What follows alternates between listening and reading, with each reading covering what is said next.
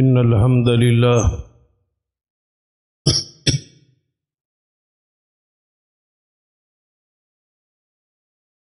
نحمده ونستعينه ونستغفره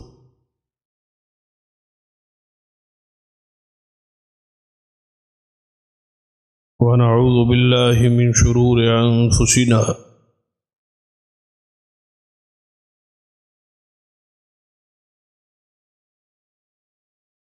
ومن سيئات أعمالنا من يهد الله فلا مضل له ومن يضلل فلا هادي له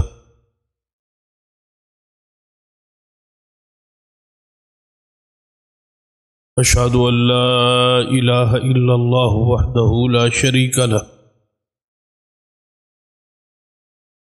وأشهد أن محمدا عبده ورسوله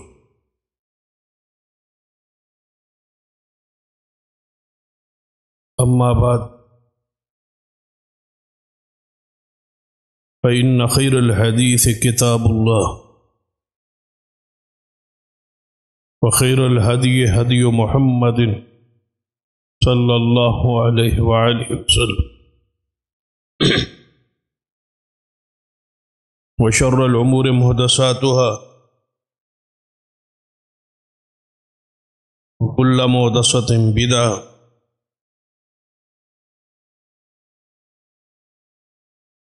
وكل بدعة ضلالة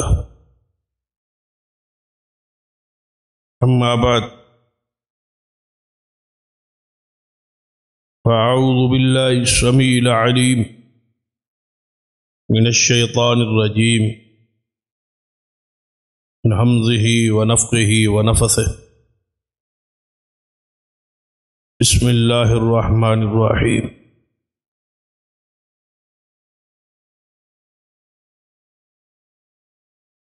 يا أيها الذين آمنوا كتب عليكم الصيام كما كتب على الذين من قبلكم لعلكم تتقون رب اشرح لي صدري ويسر لي أمري واحلل عقدة من لساني يفقهوا قولي رب زدني علما سبحان ربك رب العزة عما يصفون وسلام على المرسلين والحمد لله رب العالمين. حضرات،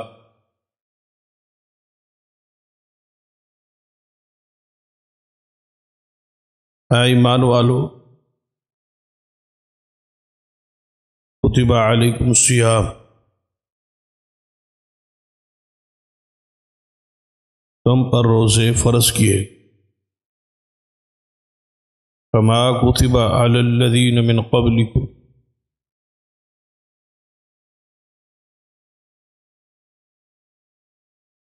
جیسا کہ تم سے پہلے لوگوں پہ فرض تھا، لعلکم تتقون، تاکہ ان روزوں کی وجہ سے تم متقی پرہیزگار بن سکو۔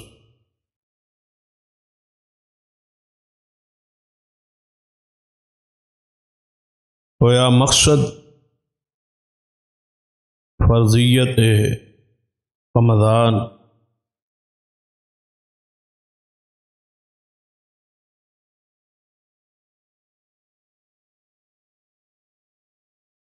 پرہیزگاری، تقوی پیدا کر۔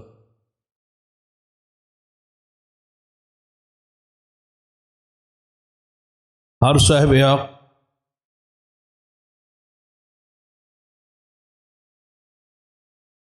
اگر کوئی دنیاوی کاروبار بھی کرے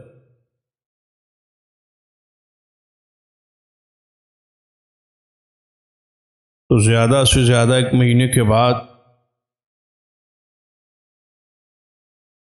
وہ اپنے کاروبار کا حساب و کتاب کرتا،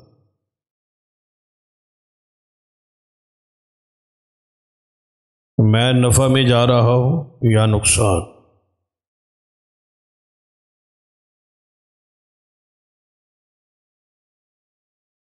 اگر نقصان میں ہو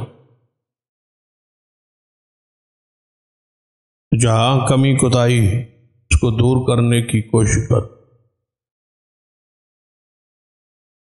اگر فائدہ میں جا رہا ہو تو اپنے اس فائدے کو، اپنے نفع کو مزید بڑھانے کی کوشش کر۔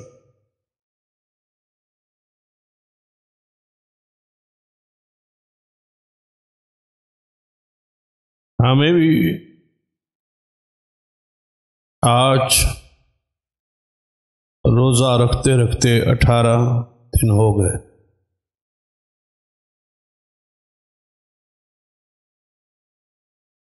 جو چند گنتی کے ایام تھے اور ان ایام میں معدودات میں چند دن باقی،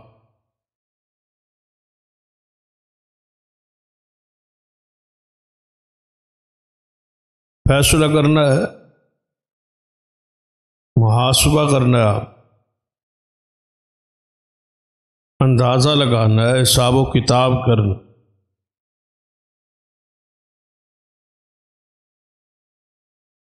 کہ ہم فائدے میں جا رہے یا نقصان۔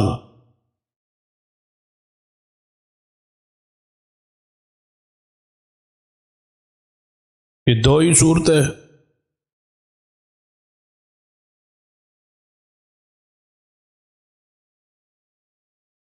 اگر تو نفع میں جا رہے، نفع کا انداز کیا ہے کہ ہمارے اندر تقوی پیدا ہو چکا ہے یا ہو رہا ہے۔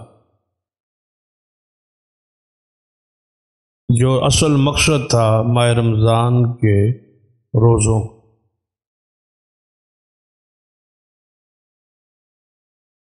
یا پھر دوسرا انداز کہ نبی صلی اللہ علیہ وسلم نے فرمایا بہت سارے لوگ ایسے ہو جنہیں ماہ رمضان المبارک کے آخر میں سوائے بھوک اور پیاس کے کچھ نہیں بچ۔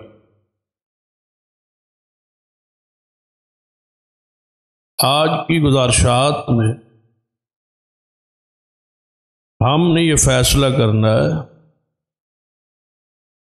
کیونکہ ابھی چند ایام باقی، توبہ کا دروازہ کھولا، اصلاح کی گنجائش موجود، تبدیلی کا وقت۔ اب بھی اگر رک جائے تو وہی آواز روزانہ لگ رہی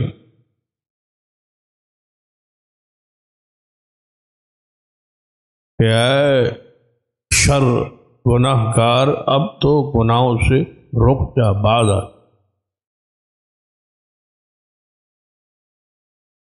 یہ آواز تسلسل سے آخر رمضان تک جاری ہے۔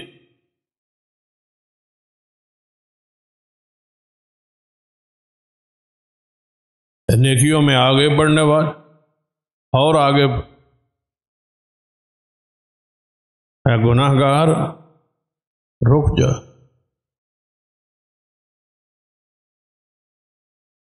شاید ہمارے کانوں میں یہ آواز نہ پہنچ، یا ہم نے توجہ نہ دی، یا ہمارے ہاں یہ فکر پیدا نہ ہو، تو کسی وقت بھی گناہ کی طرف یہ بڑھتے قدم رک سکتے ہیں اگر بندہ اس آواز پہ غور کرے۔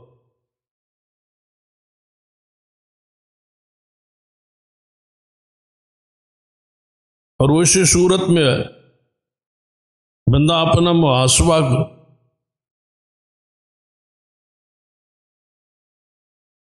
یہ جو قرآن نے کہا ہے کہ روزے فرض ہے تاکہ تمہارے اندر تقویٰ پیدا ہو،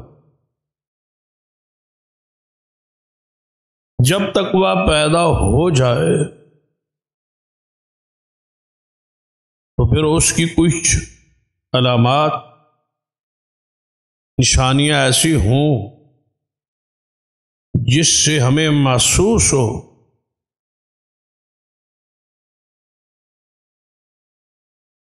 کہ واقعی ہمارے اندر تقویٰ پیدا ہو رہا۔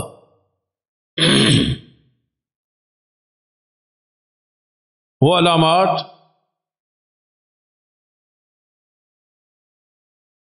قرآن اور احادیث میں موجود ہیں۔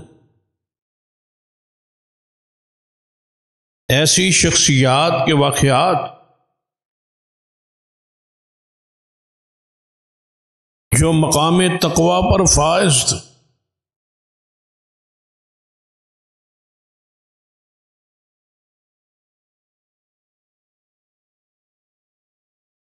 وہ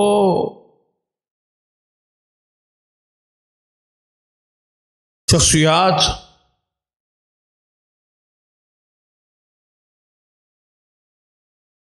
کتاب و سنت میں ان کی سیرت اور کردار محفوظ،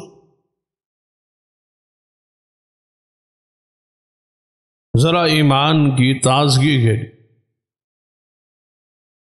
ان احادیث اور واقعات کی یاد دہانی کرتے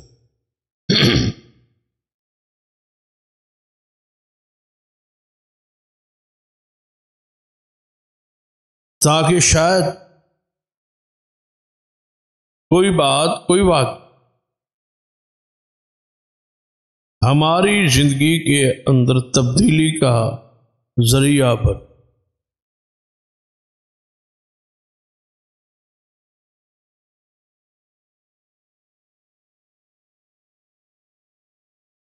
بات شروع کرتے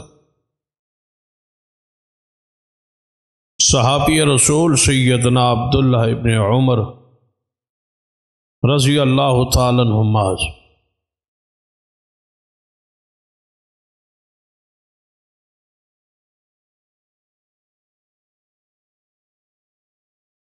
جن کے بارے میں صحیح البخاری کے اندر حدیث ہے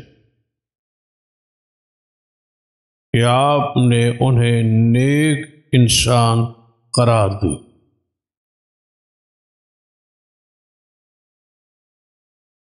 اور جس کی گارنٹی اور تزکیہ، جس کی پاکیزگی اور صالحیت کا سرٹیفکیٹ نبی رحمت صلی اللہ علیہ وسلم کی طرف سے مل گیا،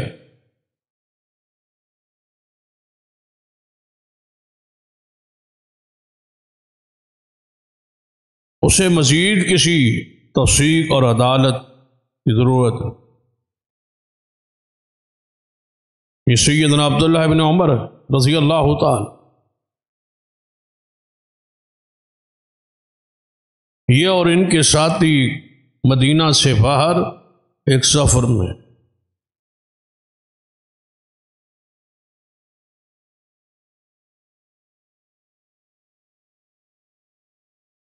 آپ نے دیکھا کہ سفر میں ایک شخص بکریاں چرا رہا،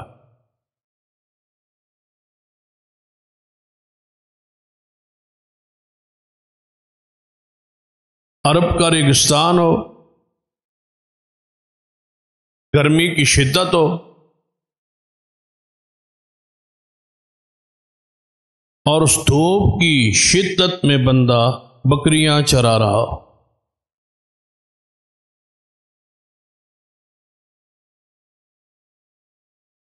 اور آپ کے علم میں ہے کہ سب سے مشکل کام یہ بکریاں چرانا۔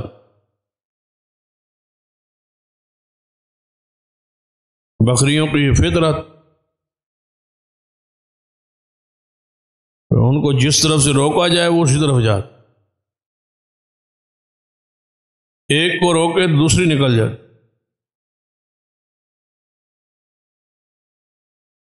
پھر کمزور ترین جانور ہے اور حساس جانور، جو اپنی وجود کا دفاع نہیں کر سکتا.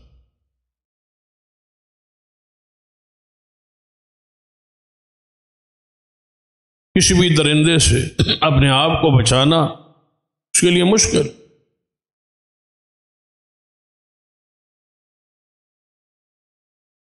اس لیے وہ حدیث میں بھی ہے، اگر جنگل میں کسی کی بکری کوئی گم ہو جائے، کوئی دیکھ لے، اس کو پکڑ لے، اس کو روک،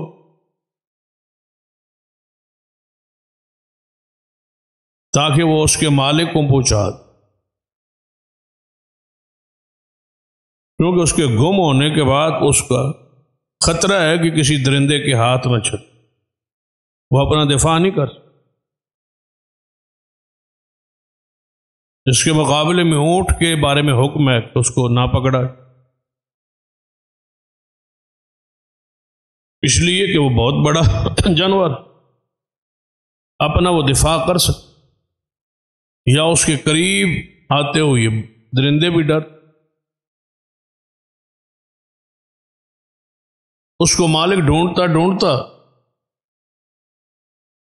کہیں نہ کہیں سے نکل آئے.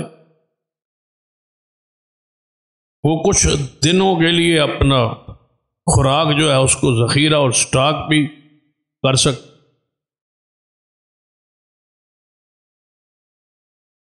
جبکہ بکری کے لیے ایسا ممکن نہیں.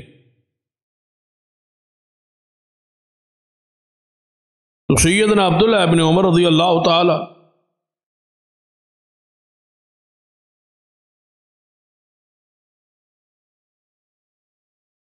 اس بکریوں کے چرواہے کو دیکھا، اس کو بلا،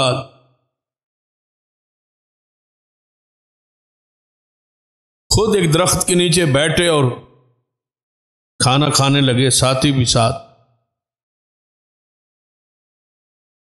تو آپ نے اس بکریوں کے چرواہے کو صلح ماری، دعوت دی کہ آپ بھی ہمارے ساتھ کھانا کھائیں.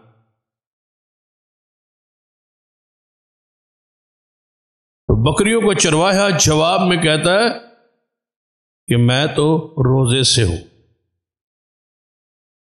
بس یہی تقویٰ ہے. اور یقیناً یہ ماہ رمضان کا روزہ نہیں. اگر ایسا ہوتا تو سیدنا ابن عمر بھی روزے سے. نفلی روزہ ہے، دھوپ ہے، گرمی ہے، بکریوں کا چرانا ہے، سارا دن گرمی کی تپش میں رہنا ہے، لیکن نفلی روزہ رکھا ہو. الصوم لی وانا اعذب، روزہ میرے لیے ہے اور میں ہی اس کا بدلہ دوں. اندازہ کریں کہ یہ بندہ کتنا صاحب تقویٰ ہوگا، ہے بکریوں کا چرواہا، روزہ خالص اللہ کی، مالک کی کوئی ڈیمانڈ نہیں، اللہ کی طرف سے کوئی فرض نہیں. غور کریں وہ لوگ جو روزہ ترک کرتے ہیں معمولی کسی وجہ سے. بازار جانا ہے، آج روزہ نہیں رکھو، بازار جانا، میں نے یہ تھوڑا سا کام کرنا ہے، آج روزہ نہیں رکھو. اس سے بڑا مشقت طلب کام کہ بکریوں کے ساتھ سارا دن رہنا.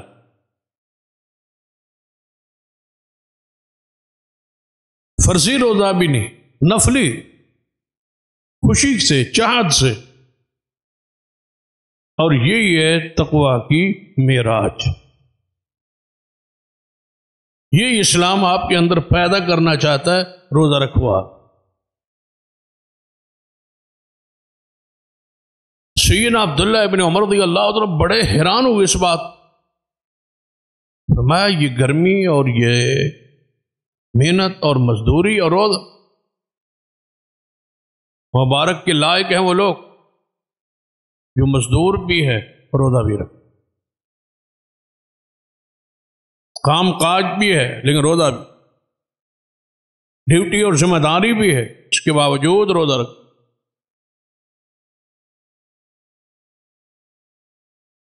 ابن عمر رضی اللہ تعالیٰ عنہ کی ذرا ذوق اور بڑا، تجسس بڑا۔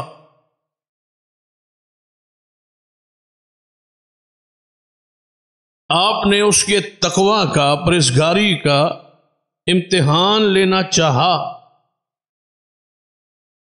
بات کو آگے بڑھا۔ ہینا عبداللہ بن عمر فرماتے چلو آپ روزے سے ہیں تو ہم بھی شام تک یہی، تو ایک بکری جو ہے وہ بیچ دے، فروخت کر دے، ہم خرید لیتے ہیں اور آپ اس کو بیچ،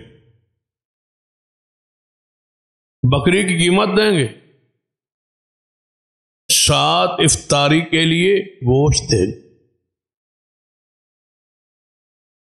گوشت بھی دیں گے اور ساتھ بکری بھی دیں، بکری آپ دیں، ہمیں پیسے بھی دیں گے، اس کی قیمت بھی دیں گے اور ساتھ آپ کو گوشت بھی۔ گویا جانور ذبح کے لیے خریدے تو اس کی قیمت اور قیمت کے بدلے خوشی سے کچھ گوشت پیسہ بھی مختص کیا جا۔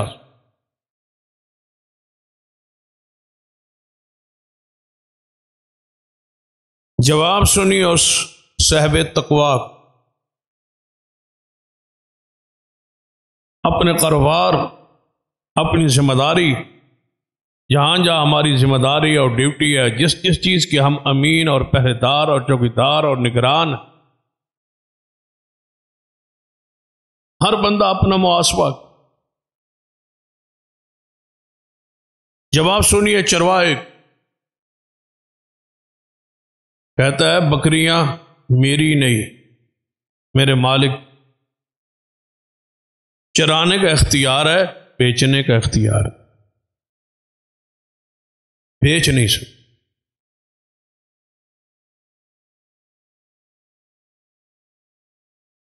پہلے سے بات اور بڑھ، عبداللہ بن عمر رضی اللہ تعالیٰ عنہ جب یہ بات سنی اور متاثر، فرمان لگے اتنے ریوڑ سے ایک آدھ بکری گم ہو ہی جاتی، کوئی نہ کوئی بھیڑیا آ ہی جاتا، کوئی بکری ادھر ادھر جھاڑیوں کے پیچھے پھنس جاتی ہے، رک جاتی ہے، رہ جاتی۔ اتنے ریوڑ کو روزانہ کون گن کے واپس لاتا، اور روزانہ کون باڑے میں داخل ہوتی یہ گنتا ہے؟ اگر کوئی گن بھی لے تو کہا جا سکتا ہے کہیں پیچھے رہ گئی ہو، رک گئی ہو، کسی بھیڑیے کے ہتھے چڑھ گئی ہو، یعنی اس پر مواخذہ نہیں ہو سکتا، پکڑ دکڑ جرمانہ ارجانہ نہیں۔ آپ آسانی سے کہہ سکتے ہیں، مقول عذر بہانہ بنایا جا سکتا کہ میں تو اتنی لے گیا تھا اور اتنی واپس لایا، کوئی رہ گئی ہوگی، گم ہو گئی ہوگی، راستے میں رک گئی ہوگی، کوئی بھیڑیا آ گیا ہوگا۔ بکریاں تو چرتے چرتے درختوں کے، جھاڑیوں کے، پہاڑیوں کے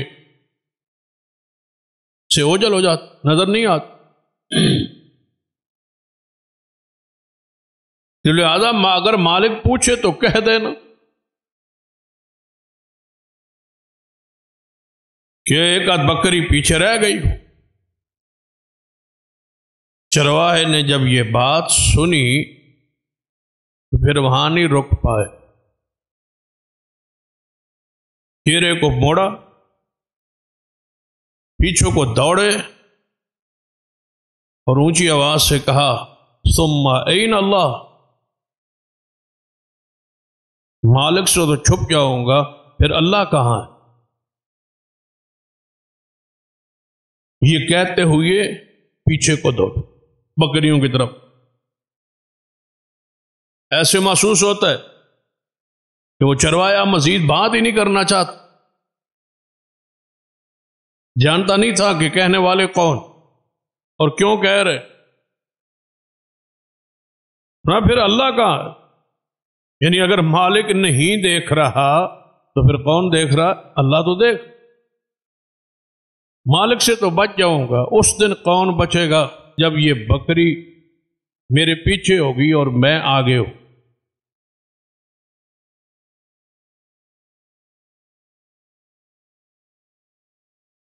حدیث ہے نا صحیح البخاری میں، کہیں ایسا نہ ہو کہ تمہارے پیچھے کسی کے پیچھے بکری ہو، کسی کے پیچھے اونٹ ہو، کسی کے پیچھے گائے ہو اور کسی کے پیچھے گھوڑا ہو اور وہ آگے آگے دوڑ رہا ہو، خائن آدمی. وہ جانور اس کے پیچھے لگے ہو اور وہ مجھے پکار رہا ہو، اغثنی یا رسول اللہ، یا رسول اللہ بچائیے بچائیے بچائیے.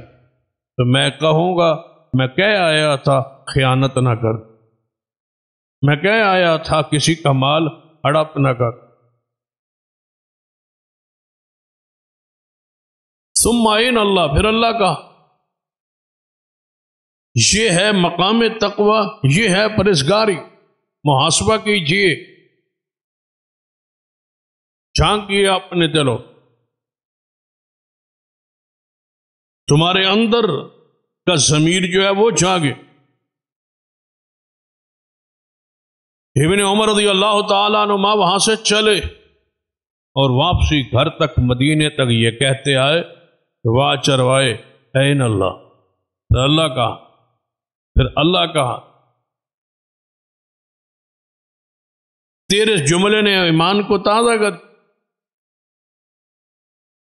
یہ ہے وہ تقوی، یہ ہے وہ پرہیزگاری جو اسلام روزے کے ذریعے تمہارے وجود کے اندر اتارنا چاہتا ہے، پیدا کرنا. واپس آئے، آپ نے اس کے مالک سے رابطہ، فرمایا یہ غلام مجھے دے دو، یہ میں لینا چاہتا، میں خریدنا چاہتا ہوں. اس نے کہا اتنا عظیم چرواہا، اتنا امانت دار میں بیچ دوں؟ پھر میری بکریاں رکھنے کا اور سنبھالنے کا تو کوئی اور ذریعہ ہی نہیں.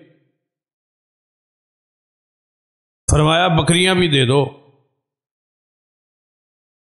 غلام بھی خریدتا ہوں، ساری بکریاں بھی خریدتا ہوں. سودا طے پاک. غلام کو خرید لیا اور بکریوں کا ریوڑ بھی خرید. غلام بھی ابن عمر کے پاس اور بکریوں کا ریوڑ بھی آ. آپ نے اس غلام کو بلایا اور فرمایا جاؤ، آج کے بعد اس پورے ریوڑ کے ساتھ میری طرف سے تم آزاد ہو، میں تمہیں آزاد کرتا ہوں اور یہ بکریاں تحفے کے طور پر تجھے دے. یہ ہے وہ صاحب تقوی، یہ ہے وہ پرہیزگاری جو اسلام تمہارے اندر پیدا کرنا. دل کے دروازوں کو جو بند کیے ہوئے ان کو ذرا کھولو، داخل نو ہونے دو اندر امانت داری کو، دیانت داری کو، حیا کو، شرم کو، غیرت کو، عزت.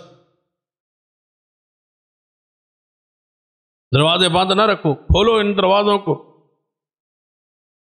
جب جہنم کے سارے دروازے بند کر دیے گئے اور جنت کے کھول دیے گئے تو تم بھی ذرا اپنے دلوں کے دروازوں کو کھول. ان چیزوں کو اندر جانے جگہ دو، اپنے وجود میں گند کو، غلاظت کو، اندر کے جو پھوڑے پیپ ہیں ان کو نکلنے دو. وہ گناہوں کے زخم، وہ گناہوں کی پیپ، وہ گناہوں کے داغ، وہ گناہوں کی سیاہی، وہ گناہوں سے پڑنے والے وہ نکلنے دو، ختم ہونے دو، مٹنے دو. رمضان کے روزے یہ زنگ اتارنے کے، ریگ مار کے طور پر اقامت، اپنی موت کو، آخرت کو یاد، محاسبہ کیجیے، قرآن کی تلاوت سے اندر کو صاف کیجیے، ذکر و اذکار سے اور صدقات و خیرات سے،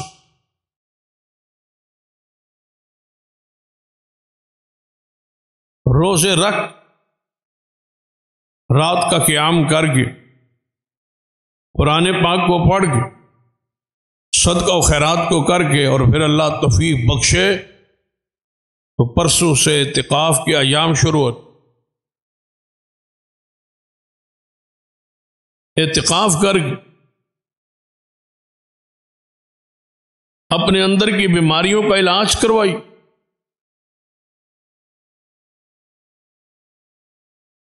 تو جب آواز آ رہی ہے تو کانوں میں پڑی ہوئی وہ روئی نکالی،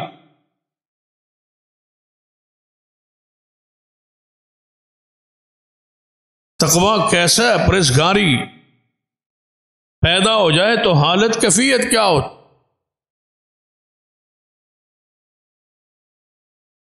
اس حوالے سے صحیح البخاری کی وہ حدیث جو نبی رحمت صلی اللہ علیہ وسلم جا رہے تو آپ کا بیٹا، آپ کا نواسہ حسن ابن علی رضی اللہ تعالیٰ عنہ ساتھ جا مدینہ کی گلی میں چلتے چلتے دیکھا تو ایک کھجور گلی میں گری پڑی،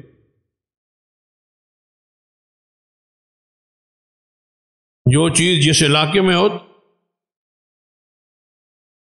وہاں اس چیز کی کثرت ہو،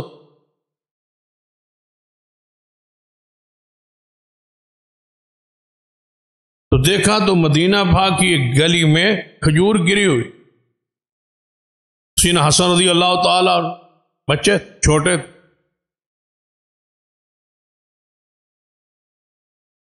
جلدی سے وہ کھجور اٹھا لی اور منہ میں ڈالی، کھا لی۔ یہ ایسی چیز ہے جس کو تلاش کرنے کے لیے کوئی واپس نہیں آتا، جیسے کوئی جاتے جاتے کوئی اس کی کھجور ہے یا اس طرح سے ملتی جلتی کوئی کھانے کی کوئی چیز ہے، وہ گر جائے تو کوئی بندہ واپس نہیں آتا تلاش کرنے، یہاں میری ٹافی گر گئی، یہاں میری جناب کھجور گر گئی، معمولی چیز، ایسی چیز کو اٹھایا جا سکتا اور کھایا جا سکتا۔ سیدنا حسن رضی اللہ تعالیٰ نے چونکہ بچے اس چیز کو اٹھا لیا اور منہ میں ڈال۔ اب دیکھا امام المتقین جناب محمد مصطفیٰ صلی اللہ علیہ وسلم، یہ ہے وہ تقویٰ جو آپ نے اپنی اولاد اور بچوں کے دلوں میں اتارنا اور ڈالنا، اور یہ فطری وہ تقویٰ، فطرت کی عمر ہے بچہ، ہاں اسے ہی سمجھا دے کہ ہم کون ہیں اور ہماری حیثیت کیا اور ہمارا سٹیٹس کیا، ہمارا مقام کیا ہے، ہماری عزت اور عظمت کیا ہے۔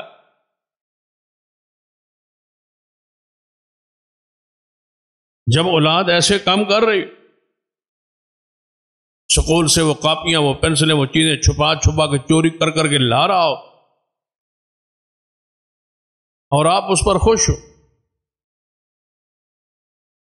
تو پھر آپ اپنے گھر میں اپنے ہاتھوں سے ایک چور پیدا کر، یہ ہے وہ تقویٰ۔ آپ نے دیکھا تو تیزی سے آگے بڑھے اور سیدنا حسن ابن علی رضی اللہ تعالیٰ عنہ کو پکڑا لیا اپنے ہاتھوں میں اور ان کے منہ میں انگلیاں ڈال کے اس کھجور کو نکال کے پیر پھینک اور فرمایا، حسن جانتے ہو ہم کون، ہماری حیثیت کیا ہے، ہمارا درجہ کیا ہے، ہماری شان کیا ہے؟ ہو سکتا ہے کہ یہ کھجور صدقہ کی ہو اور صدقہ محمد کی آل پہ حرام، اس کو باہر نکالو۔ یہ ہے وہ تربیت کا حصہ جس کو آپ گھر میں آزما سکتے، اپنی اولاد اس مقام اور درجے پہ لا سکتے۔ صاحب تقوی لوگ کون؟ ان شخصیات کو پڑھی، خلیفۃ المسلمین، خلیفہ اول، خلیفہ بلا فصل، امام المسلمین والمتقین سیدنا ابو بکر صدیق رضی اللہ تعالی۔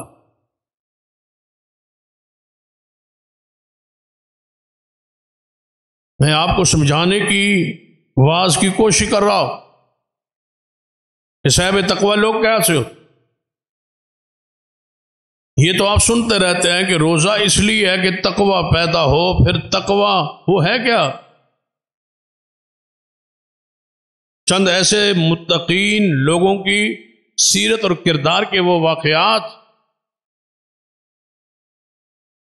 تاکہ آپ کو احساس ہو کہ یہ ہوتے ہیں صاحب تقوی، پھر ہم تو اس معیار پہ پورے نہیں۔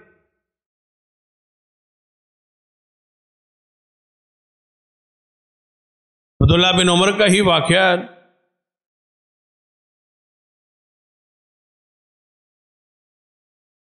کہ ان کو بیٹے نے کہا تھا، عمل کیا، جو مانگا اللہ نے دے دیا۔ عبداللہ بن عمر فرمایا کرتے تھے اگر مجھے یقین ہو جائے کہ یہ 2 رکعت نماز یا میری یہ عمل یا میرا یہ دیا ہوا صدقہ قبول ہو گیا، یقین ہو جائے تو میرے لیے یہی کافی ہے، کیونکہ قرآن میں خبر ہے انما یتقبل اللہ من المتقین کہ اللہ اہل تقوی کے عمل کو قبول کرتا ہے۔ مجھے یقین ہو جائے گا کہ اللہ کے ہاں ہم بھی صاحب تقوی، یہ عمل قبول ہو۔ تو سیدنا صدیق رضی اللہ تعالی پاس ایک آپ کا غلام آیا اور ان کو مٹھائی پیش کی کھانے کی۔ سیدنا صدیق رضی اللہ تعالی یہ غلام ہے، میرے پاس رہتا ہے، مسلمان ہو چکا ہے، مٹھائی دے رہا ہے بغیر پوچھے کہ یہ مٹھائی کس قسم کی ہے، کہاں سے کیسے آئی ہے، وہ کھا لی۔ اس حسن ظن پر کہ مسلمان دینے والا ہے اور میرا غلام کھا لی۔ جب مٹھائی کو کھا لیا، غلام نے کہا امیر المومنین آپ نے پوچھا نہیں کہ مٹھائی کہاں سے آئی، آپ نے تو حسن ظن پہ کھا لی۔ اگر آپ کو ایک شخص آپ کا دوست ہو، آپ کا پیارا ہو، مسلمان ہو اور صحیح العقیدہ ہو، روز آپ کے ساتھ اس کا اٹھ بیٹھک ہو، تو وہ کوئی چیز دے دے گا تو آپ لے لیں گے حسن ظن پر کہ صحیح العقیدہ ہے، جو دے رہا ہے صحیح۔ فرمایا میں پوچھا تو نہیں لیکن میں کھا تو لی ہے اس حسن ظن پر، اب بتاؤ یہ کہاں سے آئی؟ فرمایا جب میں اسلام نہیں نہ لایا تھا تو میں کاہن نجومی ہوتا تھا، وہ کرتا تھا نجومی کہانت کرتا تھا، آتا ہوا تو کچھ نہیں تھا لیکن کر دیتا تھا، پتا کچھ نہیں ہوتا تھا لیکن ٹکا لگا لیتا تھا، جو ذہن میں آیا کسی کو کہہ دیا، وہ پورا ہو گیا تو ہو گیا، نہ صحیح تو نہ صحیح، جس کو ٹیوا کہتے۔ فرمایا کہانت کی تھی، جو میں نے کہا تھا وہ پورا ہو گیا۔ تو وہ بندہ خوش ہو کے وہ مٹھائی لایا، شرینی لایا، وہ پرانے نیاز وہ لایا تھا، میں نے کہا چلو مٹھائی آ گئی، آپ کو بھی دے دیں۔ آپ نے فرمایا یہ کاہن کی مٹھائی یہ تو حرام۔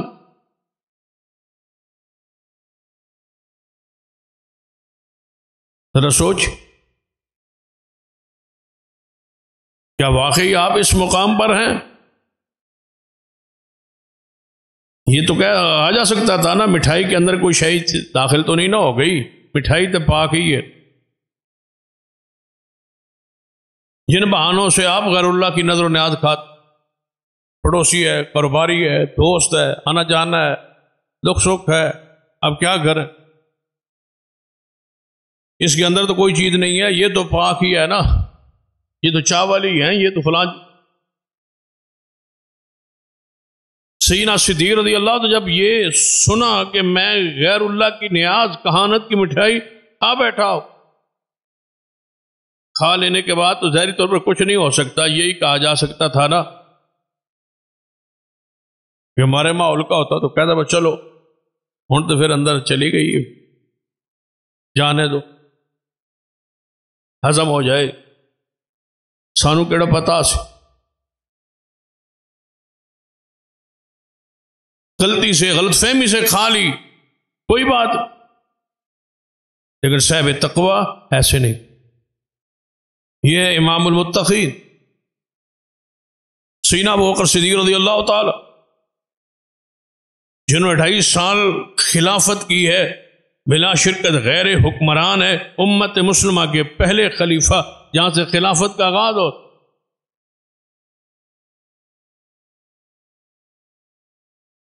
اور آپ کا اس امت میں پہلا نمبر ہے ابو بکر صدیق رضی اللہ۔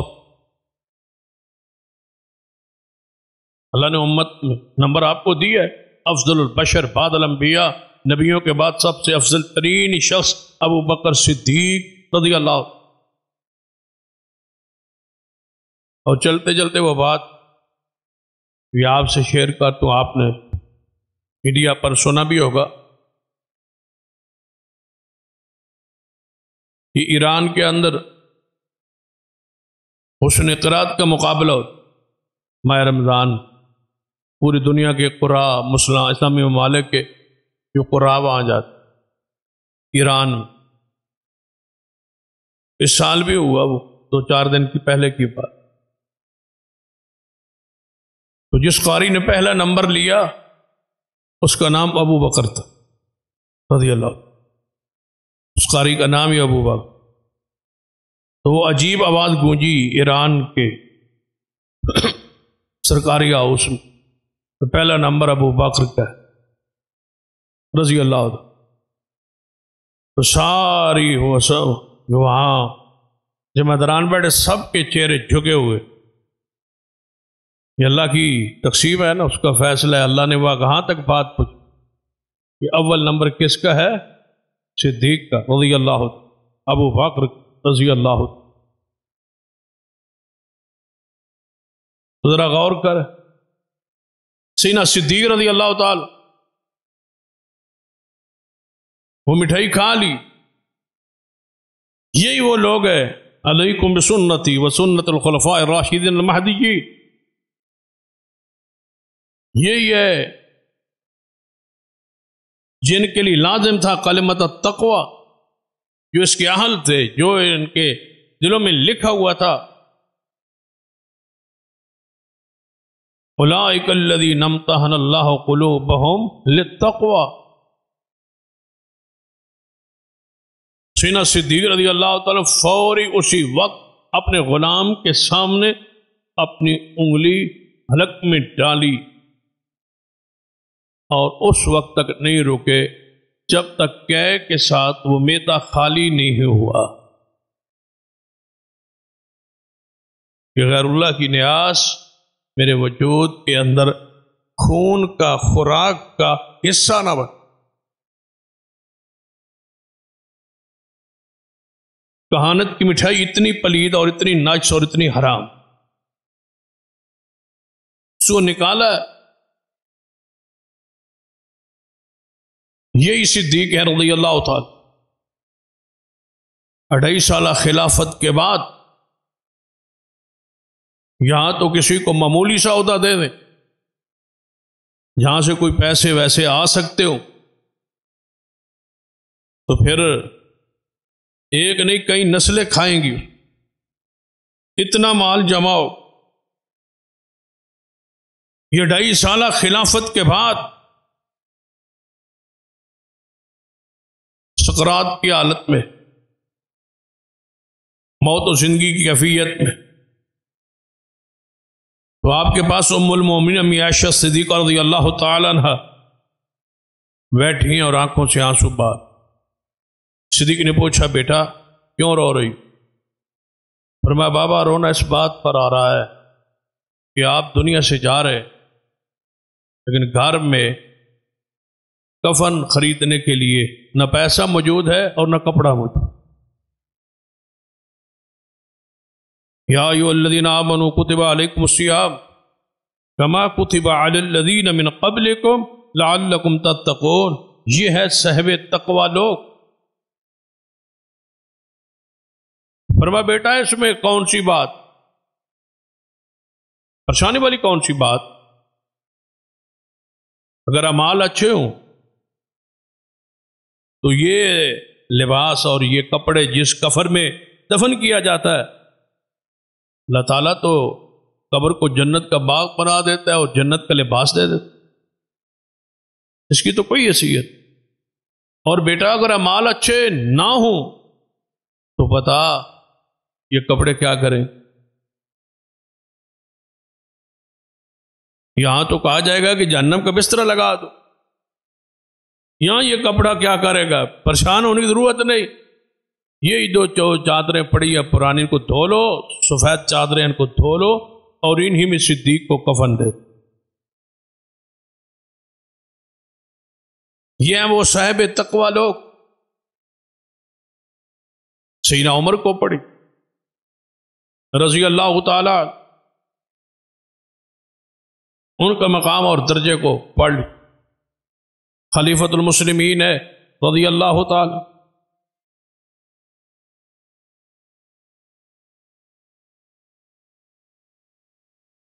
اور جہاد مال غنیمت میں چادریں آئی، تقسیم قار جاری، عورتوں میں چادریں تقسیم ہو رہی،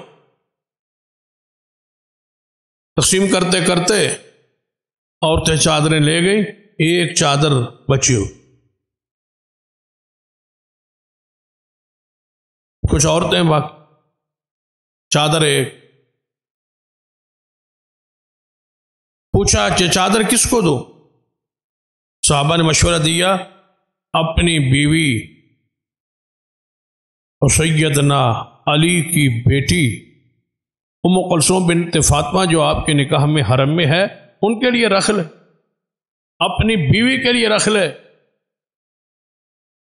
فرمایا نہیں، اس خاتون کو بلاؤ جس کو غزوے میں میں نے زخمیوں کو پانی پلاتے دیکھا ہے اور زخمیوں کی عادت کرتے دیکھتا ہے، میں چاہتا ہوں کہ یہ چادر اس کو دوں، اپنی بیوی پر اس کو ترجیح دوں۔ مہاجرین کے وظائف کا تقرر ہو رہا ہے، ہر مہاجر کو 4000 درہم کا تقرر ہو رہا ہے، فہرست بنی ہوئے مہاجر۔ مہاجرین میں آپ کا بیٹا عبداللہ بن عمر کا نام آیا، سب کا تقرر ہو رہا ہے، سب کے لیے وظیفے مقرر ہو رہے، سب کے لیے 4,000 درہم مقرر کیا جا رہا ہے۔ جب اپنے بیٹے کی باری آئی فرمایا اس کا 500 کم کر۔ کیا کہا کہ امیر المومنین ایسا کیوں؟ یہ بھی مہاجر ہے، صحابی رسول ہے، آپ کا بیٹا ہے، مہاجر ہے، میرٹ پہ پورا اترتا ہے، یہ معیار مقرر کیا گیا اس معیار پہ پورا اتر رہا ہے۔ آپ نے فرمایا اس کے اور دیگر مہاجرین میں ایک فرق۔ فرمایا فرق کون سا ہے؟ فرمایا جب اس نے ہجرت کی تو یہ عمر میں چھوٹا تھا، اس کو سنبھال کے تو میں لایا تھا، اس کو کون سی محنت کرنا پڑی؟ باقیوں نے تو مال چھوڑا، خود محنت کی، مشقت کی، ڈر تھا، خوف تھا، اس میں ہجرت کر کے آئے۔ یہ بچہ تھا، اس کو تو ہم اٹھا کے لائے، سنبھال کے لائے، اس کا ہجرت پر اتنا محنت کوشش نہیں ہے، لہذا اس کے 500 درہم کم کر دو۔ یہ ہے وہ صاحب تقوی شخصیات۔ ام المومنین امی عائشہ صدیقہ رضی اللہ تعالی، ان کو پڑھیں اور آپ کے علم میں کہ انہیں وفات رمضان مبارک میں، اور معروف جو تاریخ ہے مورخین نے بیان کی ہے وہ 17 رمضان، آج 18 رمضان۔ تو میرا یہ خواہش اور دل تھا، کیونکہ رات کو نماز تراویح میں بھی ہمارے قاری نعیم الرحمان صاحب انہی آیات کی تلاوت کر رہے تھے جو امی عائشہ کی شان پہ ہوتی۔ تو عجیب میں اس کو محسوس کر رہا تھا کہ دن بھی وہی، رات بھی وہی، اور آیات بھی وہی۔ اور امی عائشہ رضی اللہ تعالیٰ عنہ نے کہا تھا، فرمایا تھا، صحیح البخاری میں حدیث ہے کہ مجھے نہیں پتا تھا کہ اللہ کے ہاں میری اتنی شان ہے، اتنا مقام ہے۔ میں یہ سمجھا کرتی تھی کہ جب مجھ پہ الزام لگا تو میرے بارے میں رسول اللہ کوئی خواب آئے گی جس میں دکھا دیا جائے گا کہ عائشہ سے یہ گناہ نہیں ہوا یا عائشہ نے یہ گناہ نہیں کیا، لیکن مجھے نہیں پتا تھا کہ اللہ کے ہاں میری شان کتنی بلند، کہ میری شان، میری برات قرآن کی ان آیتوں میں بیان ہوگی جن کو قیامت تک تلاوت کیا جائے گا۔ تو رات کو جب حاجی صاحب تلاوت کر رہے تو میں وہ سن رہا، تو ایک دلی طور پر تسکین محسوس ہو رہی تھی کہ امی عائشہ سچ تو کہہ گئی تھی۔ مجھے نہیں یقین تھا کہ ان آیات میں میری شان بیان ہوگی جن کو تلاوت کیا جا رہا ہے۔ تو یہ دنیا سے گئے ہوئے 1450 سال ہو چکے، لیکن انہی آیات کو آج پھر ممبر و محراب پر مصلی پہ پڑھا جا رہا، اور آپ کے روحانی بیٹے سن رہے۔ تو میں اسی ارادے میں بھی تھا اور اسی رات کو بھی اور صبح اسی کشمکش میں رہا کہ آپ کی سیرت پر ہی خطبہ دوں، اور گھر سے ممبر تک میرے یہی ذہن، تیاری بھی یہی تھی، ذہن بھی یہی تھا، خواہش بھی یہی تھی۔ اور اس سے ایک عجیب ایک اور بھی مماثلت تھی کہ ہمارے مسلک کے اور ہمارے جماعت کے اور ہمارے سرگودا کے ایک ہیرو خطیب ہوا کرتے تھے، خطیب ایشیا قاری عبدالحفیظ فیصل آبادی، اللہ ان کی قبر پہ کروڑوں رحمت نازل ہو۔ تو میں کہا کرتا ہوں کہ ہمارے پاکستان اور خصوصاً پنجاب اہل حدیث واعظین اور خطباء میں سب سے زیادہ عوامی سطح پر جس نے امی عائشہ کی شان بیان کی ہے وہ قاری عبدالحفیظ رحمہ اللہ تھا۔ اکثر ان کا یہ موضوع ہوتا، امی عائشہ کی شان، ان کی عزت، عظمت، عفت، تذکرہ، لوگ خواہش کرتے، فرمائش کرتے، یہاں بھی تشریف لاتے، ہم بھی ان کو کہتے امی عائشہ کی شان پر غالباً چند سال پہلے، غالباً وفات سے 1 سال پہلے رمضان میں یہاں آئے تو رات ہم نے کہا وہ امی عائشہ کی شان پر اشعار پڑھے تو انہوں نے پڑھے، آیات پڑھے جو امی عائشہ کی شان پر ہیں تو انہوں نے پڑھی۔ تو پھر وہ مجھے مماثلت جو بات یاد آ رہی،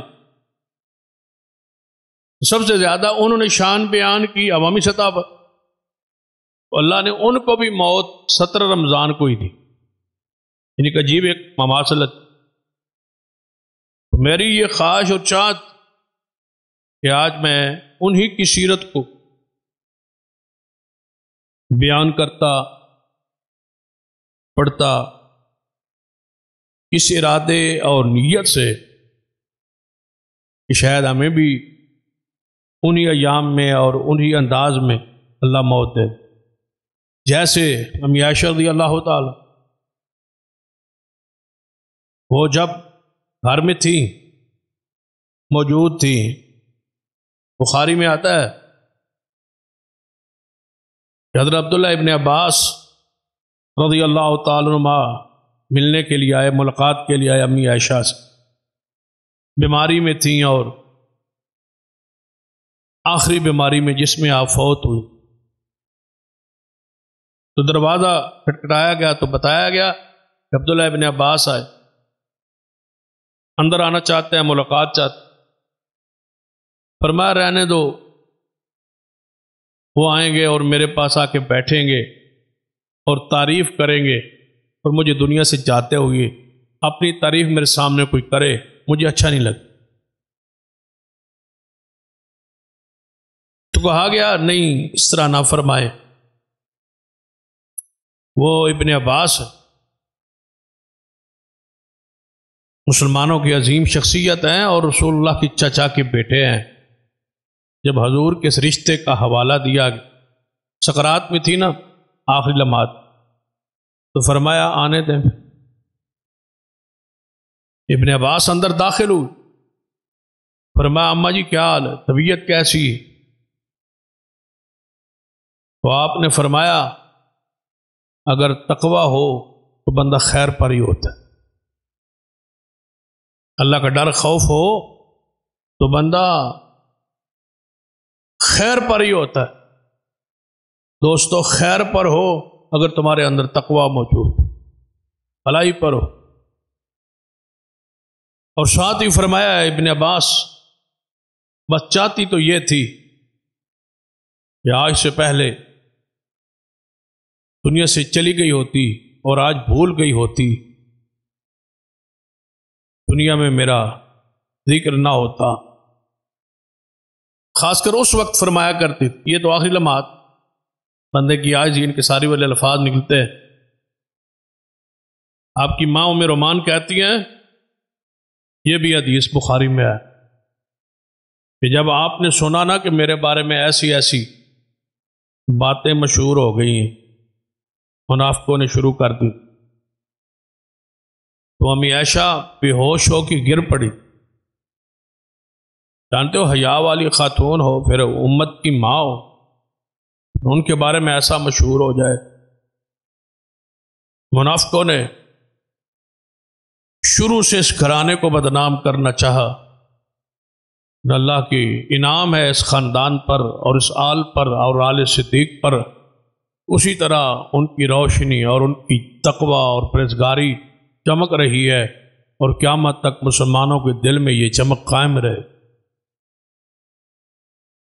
سیدہ عائشہ رضی اللہ تعالیٰ عنہ جب یہ خبر سنی کہ میرے بارے ایسی بات ہے تو بے ہوش ہو، فرماتی آج سے پہلے مر گئی ہوتی، مٹ گئی ہوتی، بھول گئی ہوتی، کیونکہ مریم السلام ہے نا امی عائشہ رضی اللہ، تو مریم علیہ السلام نے کیا کہا تھا، یا لیتنی مت قبل ھذا وکنت نسیا منسیا۔ جب وہ بغیر شوہر کے بیٹا ہو گیا نا، قوم کے سامنے آنا تھا، فیس کرنا، کیا کہا تھا، مکاش مر گئی ہوتی، بھول گئی ہوتی۔ رافضیوں نے یہاں تک لکھا ہے اور کہا ہے کہ امی عائشہ کے آخری جملے پڑھ لو، امی عائشہ کو ماننے والوں اور محبت کرنے والوں، وہ تو کہتی تھی میں مر گئی ہوتی، مٹ گئی ہوتی، اتنی پریشان تھی گناہوں پر نہ اس۔ بدبختوں نے قرآن میں نہیں پڑھا کہ اسلام کی مریم کیسے ہوتی، یا لیتنی مت قبل ھذا وکنت نسیا منسیا۔ امی عائشہ فرماتی ہے میری سوکن اور حضور کی بیوی زینب بنت جاش رضی اللہ تعالیٰ عنہ، وہ میرے ہمیشہ سوگنوں کا رشتہ ہوتا ہے، معاملہ ہوتا ہے، مد مقابل ہوا کرتی، باتیں کرتی تھی، جو خاندانی سٹیٹس ان کا بھی تھا تو رسول اللہ کی پھوپھو کی بیٹی تھی اور میں صدیق کی بیٹی تھی، میری جوڑ کی حضور کی بیویوں میں وہی تھی، باقی تو کوئی کسی خاندان سے کوئی کسی خاندان سے، تو قریش حامد تو جوڑ تھا مقابلے کا، وہ میرا مقابلہ کیا کرتے تھے زینب حضور کی بیوی۔ تو جب مجھ پہ الزام لگا نا تو میرے دل میں تھا کہ زینب سے اگر رسول اللہ نے پوچھا نا وہ میرے خلاف بات کوئی نہ کوئی کرے گی، کیونکہ ہمارا مقابلہ ہوتا تھا اکثر میرے خلاف کوئی نہ کوئی بات ایسی ہو جاتی، فطری امر ہے۔ لیکن زینب سے جب پوچھا رسول اللہ نے، زینب تیری بڑی لگتی تھی وہ عائشہ سے، بتاؤ عائشہ کے بارے میں کیا جانتی ہو، اب تو الزام لگ گیا ہے نا ان پر، یہ بات ہو گئی ہے، اس کے بارے میں کیا جانتی؟ تو زینب فرماتی ہیں یا رسول اللہ جوڑ تقابل باقی معاملات اپنی جگہ، لیکن عائشہ میں نے خیر کے علاوہ کچھ نہیں۔ تو امی عائشہ فرماتی ہے کہ زینب کو مجھے خیال تھا کہ پھسل جائیں گی، میرے خلاف بات کریں گی، لیکن زینب کو بچایا ہے تو تقویٰ نے بچایا۔ کس نے بچایا؟ تقویٰ نے۔ تقویٰ کی وجہ سے جو بات حق تھی وہی کہی۔ یہ میرا چاہ رہا تھا امی عائشہ کا ذکر جب چل نکلا ہے بات کو آگے بڑھاتا، لیکن وقت طے شدہ سے بھی زیادہ ہو چکا ہے۔ اللہ مجھے اور آپ کو صحابہ کرام اہل بیت سے سچی محبت دے دے اور ان سے قدموں سے اٹھنے کی سعادت دے دے۔ قولوا قولی ھذا واستغفر اللہ لی ولکم سائر المسلمین وآخر دعوانا